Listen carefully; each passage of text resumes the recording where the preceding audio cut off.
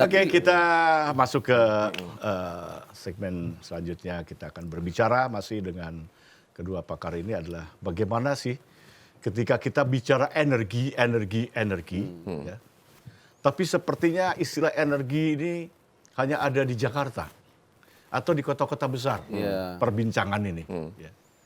Padahal sejarah manusia tadi saya sebutkan, energi itu harusnya juga dibicarakan oleh masyarakat. Masyarakat harus terlibat penuh dalam konteks bagaimana menyusun kebijakan energi. Sangat penting energi, Pak. Saya mensitir saja paparan-paparan dari Jenderal Gatot Nurmantio, salah satunya, bahwa energi di masa depan atau bahkan sekarang pun, kalau tidak dicermati akan menjadi sumber konflik. Energi, Pak. Indonesia adalah negara yang memiliki sumber-sumber energi yang luar biasa. Mungkinkah di Indonesia akan muncul konflik yang disebabkan oleh energi? Pak Hanif, kira-kira.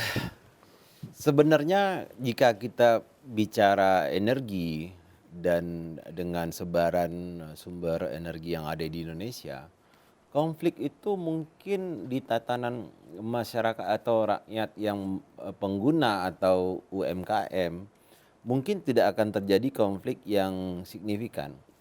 Tapi konflik malah terjadi antar korporasi sekarang. Ya. Jadi korporasi ini berebut ladang di mana sumber energi. Salah satunya sekarang mungkin yang ada beberapa ada kasus yang lagi hangat juga dibahas. Ada geotermal. Ya. Yang antara BUMN atau anak perusahaan BUMN dengan swasta.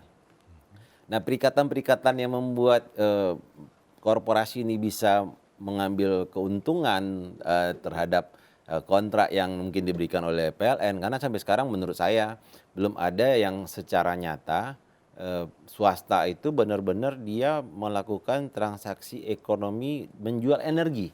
Masih mengandalkan harus ada jaminan, harus ada blanket garansi dari pemerintah melalui PLN gitu ya Pak Bambang yang melalui power purchase agreement-nya ya dengan IPP-nya tadi itu. Nah, cuman kan sekarang saya sepakat dengan Pak Sundarman bilang tadi bahwa ini orang bercerita energi hanya di Jawa, di Kalimantan segala macam. Kenapa tidak begitu concern para MNC ini kan yang multinational corporation yang luar biasa kaya ini? Ini menarik, Pak. Ada yang menurut saya yang harus di eranya Pak Jokowi ini yang butuh kita concern bahwa sebaran energi ini sebenarnya tidak merata. Ini saya kasih contoh. Suatu ketika saya bersepeda lah dengan kawan-kawan ke arah Sentul sana. Sampailah saya ke desa namanya Cilodong, apa namanya itu. Ya. Bayangkan Pak, Sentul Pak. Sentul itu masih sekitar 30-40 km dari Jakarta. Dari Jakarta. Nggak ada listrik, Pak. Nah itu, ironi kan Pak? Itu sangat ironis sekali. Kalau gitu Bapak melototnya ke sini Pak. Makanya saya bilang, makanya ini kita bicara kan. Dipelototin nih Pak, ahli kelistrikan Pak. Iya. Sekarang isunya oversupply. Iya. Ada pembangkit baru yang di daerah Jawa Tengah sana yang besar sekali.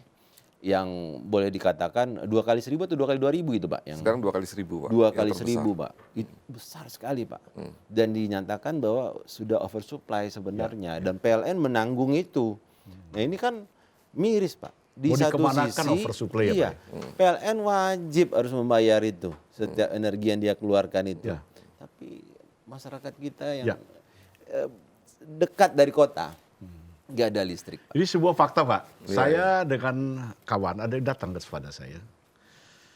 Kerawang, sama. Berapa kilometer sih Kerawang di Jakarta? Iya. 50-an. Ada beberapa desa yang tidak punya listrik. Iya. Kenapa tadi saya di awal menanyakan, mungkinkah pelibatan masyarakat dalam konteks UMKM atau koperasi sejenisnya itu untuk juga bisa diberikan kesempatan, Pak, membangun energi kelistrikan nih, khususnya kelistrikan ya, melalui energi ini. Karena kalau PLN sendiri tadi oversupply, tetapi faktanya banyak rumah yang belum berlistrik. Nah, bagaimana pertanggungjawaban kepada bangsa ini gitu loh Pak? Iya. Memungkinkan nggak menurut Bapak? Karena ini akan saya kaitkan dengan tadi akan muncul friksi atau konflik tentang energi. Iya, iya. Nah, bagaimana Pak Bambang? Ya memang kalau kita bicara listrik secara keseluruhan, artinya dan tatanan Nusantara Pak, Ya. Indonesia, itu memang kita agak khas Pak. Khas dalam arti bahwa kita itu negara kepulauan. Nah negara kepulauan ini kan scatter Pak, ada yang besar, ada yang kecil gitu ya. Ya kalau seperti di Jawa, di Jawa Bali lah ini atau Sumatera itu semestinya daerah-daerah seperti tadi yang disebutkan Sentil dan Kerawang itu ya mestinya harus teraliri. Ya mungkin harus dicari sebab kenapa kok tidak teraliri. Betul, Nah, yang Pak. sebenarnya concern kita tuh karena itu daerahnya banyak daerah-daerah remote. Iya. Nah, biasanya jadi masalah itu untuk menarik kabel. Aha. Katakan dari suatu pusat gardu listrik atau pembangkit kita taruh ke daerah situ kan terlalu panjang, Pak. Iya, iya. Nah, kalau panjang itu kan lossesnya, kualitas tegangannya tidak memenuhi. Jadi memang itu kembali lagi Pak dengan konsep listrik kerakyatan, kita bisa bangun listrik-listrik setempat, Iya, iya. pembangkit-pembangkit Nah, yang setempat. membangunnya siapa Pak? Nah, ini bisa bermacam-macam, Pak. Bisa juga sekarang kan dengan berkembangnya renewable, Ya. dengan berkembangnya solar PV katakan, itu kan sekarang udah banyak dibangun rooftop, Pak, di rumah-rumah. Atau mungkin seperti di Irian kan banyak dibangun rooftop. Terus ada listrik-listrik yang bisa tuh ini kan lah di charging lah gitu untuk di rumah-rumah. Dan demikian juga di kota atau di Itu kan daerah-daerah. solar cell Pak. Itu solar cell, Pak. Nah, sehingga solar cell itu nggak perlu besar-besar, Pak, kalau untuk konsumsi di rumah. Ya, cukup dengan ada solar cell, ada baterai, Baterai, ya. terus kemudian mungkin listriknya juga ada baterainya, sehingga selain Tapi kan charging, ini masih kaitannya mainnya PLN di situ ya, atau swasta. ya, jadi, Saya khawatirnya begini loh Pak. Solar cell dipasang, ya, tapi masyarakat tidak memelihara solar cell itu. Karena solar cell setahu saya harus dibersihkan. ya, nah itu tuh ada lagi Pak ceritanya, Pak. Itu menarik, Karena Pak. gini Pak, solar cell itu kan juga banyak dibangun oleh Kementerian ESDM. Iya, Iya, iya, iya, iya. Ya, begitu udah dibangun, Nah, nah terus bagus kemudian, selesai. loh ini diserahkan ke siapa? Oh, Ya. serahkan ke Pemda lah, ke masyarakatnya kan yang Ya. begitu diserahkan ke Pemda, Pemda bingung lagi ke siapa nih serahkan ke masyarakat. Nah, masyarakat ini kan terus kemudian nggak tahu bagaimana. Ya, karena awam. Karena awam kan. Meliharanya, teknologi. segala Peliharaan, macam. Pak. Iya. Nah, kalau diserahkan ke PLN, PLN tahu memeliharanya. Iya. Nah, itulah yang seperti itu yang kemudian menimbulkan proyek-proyek yang mangkrak. Ya. Malah ada kasus hukumnya Nah, segala itulah macam. jadi lingkaran setan Pak ya. Lingkaran setan. Itu yang saya maksud nanti. Iya, iya. Cuman Bahwa energi kelistrikan salah satunya Iya. itu bisa menimbulkan konflik. ya, cuman sekarang gini Pak, Walaupun konsep kecil. listrikan itu Ya. yang terbaru dan ke depan itu tidak lagi mengandalkan pembangkit-pembangkit besar, Pak. Ya, ya, ya. Ya. Sekarang mulai ada distribution generation. Ya. Jadi pembangkit-pembangkitnya yang tersebar. Nah, jaringannya pun sudah nggak seperti sekarang lagi. Mungkin nanti muncul adanya istilahnya microgrid. Ya. Microgrid jaringan-jaringan kecil yang satu dengan lainnya itu bisa berkomunikasi, Pak. Dan satu dengan lainnya bisa berjualan juga. Itu kelebihannya dari solar cell itu, Pak. Oke. Ini kita bicara tentang tadi listrik berbasis batu bara, Ya. solar cell. Solar cell. Sebenarnya ini akan di belakang nanti. Dari sisi pertambangan, Pak, saya kira kan bukan hanya batu bara, Pak, yang bisa membangkitkan listrik ini. Saya Sebenarnya pernah mendengar yang namanya thorium, Pak. thorium ya. Nah, coba kira-kira dari sisi Bapak sebagai pakar pertambangan, apakah ini masuk jenis pertambangan yang bisa kita tambang atau tidak? Iya, Karena kalau mohon maaf nih Pak, Ya. saya ingin beliau merasa tertantang nih. Aduh, ada thorium nih, gawat juga nih katanya gitu. Kira begitu, Pak. Sebenarnya wacana nuklir, kemudian ada lagi wacana penggunaan thorium yang dianggap sebagai sumber energi yang radiasinya pun masih bisa terkontrol dan jika terjadi kebocoran pun dia tidak selama nuklir yang 1000 tahun ya. Ya. Daya hancurnya itu jauh lebih dahsyat nuklir, sedangkan thorium mungkin hanya 100 tahun. Nah, ini hasil dari pembuktian ya, dan perkiraan proyeksi karena thorium pun jika kita bilang benar 100 tahun belum ada pembuktian karena thorium baru ini kan di era 1950-an thorium ini mulai dan belum 100 tahun. Jadi belum ada mengatakan jika terjadi leak 100 tahun dampak radiasi thorium itu hilang. Nah, tapi mereka mengukurnya kemungkinan dari para peneliti hanya 100 tahun lah dampak radiasinya. Kita itu punya potensi buat melakukan itu. Dulu sempat ada wacana kita membangun pembangkit listrik tenaga nuklir, kemudian karena tolakan dari masyarakat takut terjadi radiasi, kita ini sumber gempa, ya kan. jika terjadi gempa, bagaimana dengan ini seperti terjadi di Fukushima ya, Pak Bambang. Jadi, nah sekarang ada sebenarnya kita punya sumber thorium paling besar itu tuh di Sumatera, lebih tepatnya itu di Pulau Bangka ya. Nah, dan ini kalau berdasarkan dari informasi yang kami terima dan beberapa jurnal yang kami coba baca, potensi kita itu malah dengan thorium yang dimiliki oleh Indonesia, kita bisa menghidupi Indonesia ini 1000 tahun dan tidak perlu lagi menggunakan energi lainnya. Nah ini informasi ini harus kita validasi kembali. Tapi ini beberapa peneliti, beberapa ilmuwan yang mengatakan energi yang dihasilkan oleh thorium ini jauh lebih tidak berbahaya, artinya radiasinya masih bisa tidak ini nuklir, dan jumlah yang kita miliki di Indonesia ini jauh lebih besar untuk menghidupi bangsa kita ini. Oke, artinya Pak, kalau kita meletakkan pilihan antara nuklir dan thorium, Bapak memilih thorium. Thorium pasti. Kira-kira kalau dari sisi pandangan Bapak yang selama ini bermain dengan yang sifatnya konvensional, Iya. bagaimana memilih pandangan Bapak, perspektif Bapak tentang thorium? Ya memang kalau kita bicara mengenai nuklir ini kan masuk dari EBT Pak, Ya. tapi bukan terbarukan Pak, Iya, energi baru. energi baru Pak. Memang selama ini yang kita kenal itu adalah dari uranium atau plutonium Pak. Terus terang yang dari thorium ini suatu hal yang menarik.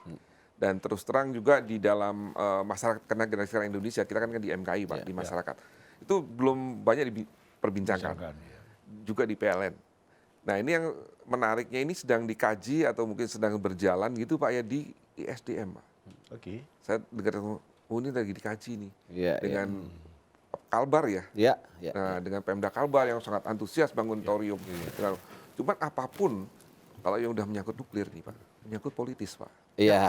Nah ini yang perlu. Jadi Saya memang setuju Pak. menyangkut politis. Betul. Karena kita ngalamin sendiri waktu Ya. itu PLN mau naruh, karena sesuai dengan amanah Ken yang diturunkan ke RUKN, EKN, rencana umum ketenaga listrikan nasional yang 25 tahun, itu sudah akan mau dipasang nuklir pada tahun 2017. Iya. Padahal kita posisi 2008 nih lagi membuat perencanaan. Sudah kita masukkan. Begitu kita udah masukkan, kan biasa kita konsultasikan dengan pemerintah, langsung diberitahu jangan dulu. 2008 kan pas pemilu Pak. Ya. Nah nggak mau nih isu-isu begini menjadi penghalang gitu. Jadi Kan waktu itu SBY sedang mau kedua Pak. Iya. Jadi kembali lagi politik memang yang menangani nuklir harus pemerintah Ya, Pak. artinya begini Pak, kita bicara energi juga pasti aspek politik tidak akan terlewatkan Pak gitu ya. Artinya ada political will yang dibutuhkan. Iya, itu. Jadi tadi saya sebenarnya ini sesuatu yang agak berseberangan nih. Karena Pak Hanif tadi menyatakan bahwa energi itu penolakan dari masyarakat. Iya. Jadi ketika Bapak sampaikan, bukan itu. Ternyata ada dimensi politik yang bermain. Iya, Nah, betul entah Pak. apakah karena takut dengan nuklirnya sendiri karena radiasi atau apapun sebabnya. Tapi faktanya Pak sekarang Iya, Pak, iya. masyarakat menolak itu karena takut kan Pak? Karena tidak tersosialisasi dengan bagus, ya kan? Kalau dikatakan ketakutan masyarakat itu karena dampak atau radiasi yang akan ditimbulkan jika terjadi kecelakaan kerja, terjadi kecelakaan dalam operasionalnya, kita belajarlah ke negara yang sudah menggunakan cukup lama seperti Jepang. Jepang berapa kali tsunami, dihajar tsunami pun terjadi bilang ada kebocoran, mereka survive kok, nggak ada masalah. Artinya begini, Tapi Pak. yang dahsyat ini Ya. Pak, ini dahsyat. Ini Gimana masyarakat ini kita harus tahu bahwa Ya. di samping energi terbaru dan terbarukan dan energi yang tidak bisa terbarukan, sebenarnya quote on quote-nya ini bisnis, Pak. Saya katakan bisnisnya di sini. Kita itu sebenarnya memiliki potensi sumber daya energi, sumber daya yang bisa kita jual terlebih dahulu. Itu kan pendapatan buat negara, bisa buat negara. Nah, teknologi yang sekarang bisa kita gunakan yang lebih sophisticated, misalnya thorium atau nuklir, ini akan mengeliminasi batu bara, Pak. Sebenarnya. Inti saya mau bertanya Iya. ke Bapak pertama kali Iya. soal batu bara itu. Iya. Jangan-jangan ini ketakutan karena by design. Iya. Hal yang sama, Pak, kalau Ya. kita bicara energi. Apa yang terjadi, konspirasi yang sempat mengemuka dan menjadi pembicaraan di dunia pada saat Tesla mengatakan bahwa biaya buat pembuatan mobil listrik dia pada saat dia sudah menemukan formula yang tepat, harganya akan jauh lebih murah dibandingkan mobil yang dibuat buat orang sekarang. Mungkin secara nilai awalnya mungkin sekarang masih mahal, tapi penggunaan berikutnya. Tapi apa yang terjadi? Tesla, saya nggak tahu ya, entah disabotase atau segala macam, terjadilah kecerobohan bekerja di lingkungan mereka kan, turun, rusaklah nama Tesla. Oh, mobil Tesla tidak aman untuk dipakai. Ya. Baik, itu sampai di situ. Sebentar kita break lagi sebentar. Kita akan lanjut nanti gambaran potensi munculnya konflik kepentingan. Ya. Iya.